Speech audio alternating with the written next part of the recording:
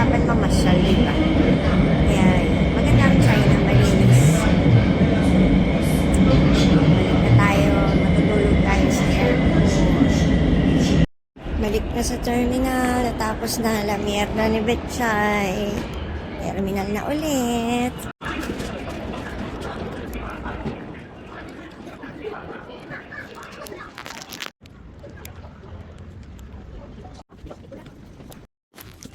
Nakapasok na ako ulit sa airport, nakapag-check-in na ako. Kumakain na rin ako ng binaon kong tikoy. Mabilis na makapasok. Kaproblema ako na wala ako yung kabiyak nung ticket ko. Siguro nalaglag ko. Pero masaya ako nakapasok ako sa China. So ngayon, charge na lang tayo dahil wala na akong battery.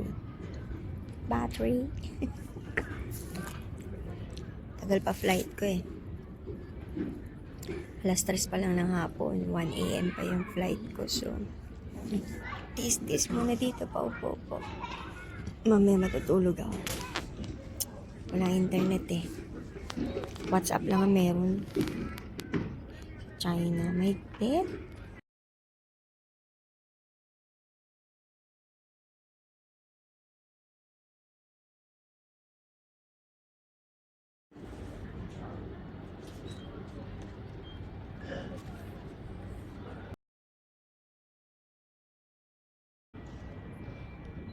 Ngayon lang ako nakakita ng palubog na araw na kulay pula. Hindi man maganda sa camera ko, pero first time ko talaga makita ng ganyan.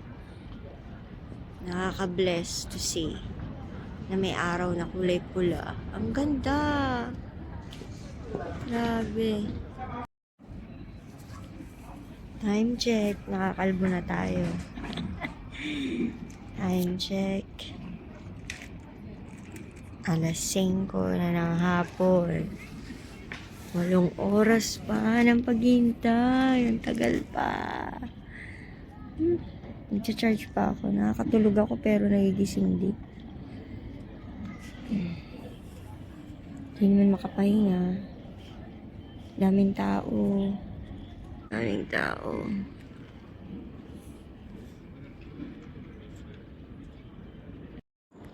Bagong terminal itong pinuntahan ko. Pero, China Eastern pa rin. Ang laki.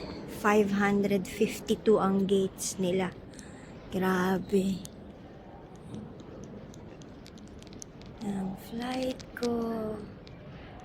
Mamaya pa. There's 137. Ang laki ng airport na to.